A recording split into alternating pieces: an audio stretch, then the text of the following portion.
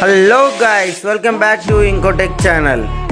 ఈ వీడియోలో మనమైతే వివో T3 గురించి అయితే తెలుసుకుందాం. ఇదైతే ఒక క్రేజీ ఫోన్ అయితే మనకైతే వివో నుంచి అయితే రిలీజ్ అయింది.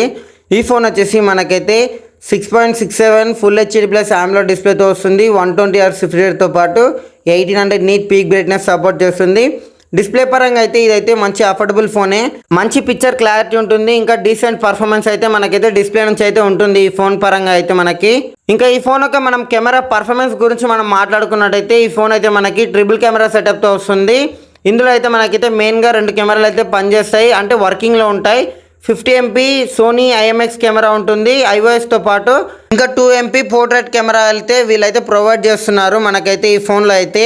ఇంకా సెల్ఫీ గురించి మనం మాట్లాడుకున్నట్టయితే సెల్ఫీ అయితే మనకి మంచి కెమెరాని అయితే వీళ్ళు ప్రొవైడ్ చేస్తున్నారు. 16 MP సెల్ఫీ కెమెరా ఉంటుంది. దీంట్లో అయితే మనకైతే సెల్ఫీ పరంగా అయితే డీసెంట్ పర్ఫార్మెన్స్ అయితే ఉంటుంది. మననైతే కెమెరా పర్ఫార్మెన్స్ అయితే డిసప్పాయింట్ అయితే చేయదు. ఇంకా ఈ ఫోన్ యొక్క ర్యామ్ అండ్ రోమ్ గురించి మనం మాట్లాడుకున్నట్టయితే 8GB ర్యామ్తో అయితే ఈ ఫోన్ అయితే బేసిక్ వేరియంట్ ఉంటుంది. 128 ఇంకా 256 డిఫరెంట్ వేరియంట్స్ అయితే ఉన్నాయి. స్టోరేజ్ పరంగా అయితే LPDDR4Xతో పాటు UFS 2.2తో అయితే ఈ ఫోన్ లాంచ్ అవుతుంది. దీని పర్ఫార్మెన్స్ అండ్ ప్రాసెసర్ గురించి మనం మాట్లాడుకున్నట్టయితే MediaTek Dimensity 7200 ప్రాసెసర్ని అయితే వాడుతున్నారు.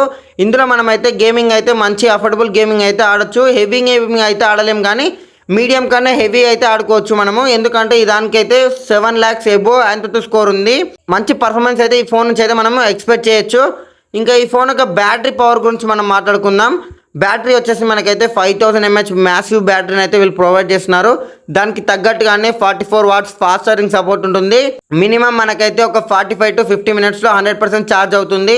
ఈ ఫోన్ యొక్క కనెక్టివిటీస్ గురించి మనం మాట్లాడుకున్నట్టయితే మీకైతే డిస్ప్లే పైన అయితే దాని యొక్క కనెక్టివిటీస్ అయితే కనబడుతున్నాయి. 5G బ్రాండ్ సపోర్ట్ ఉంటుంది. దాంతో పాటుగానే Wi-Fi 5తో వస్తుంది. బ్లూటూత్ పరంగా చూసుకున్నట్టయితే బ్లూటూత్ 5.3తో వస్తుంది.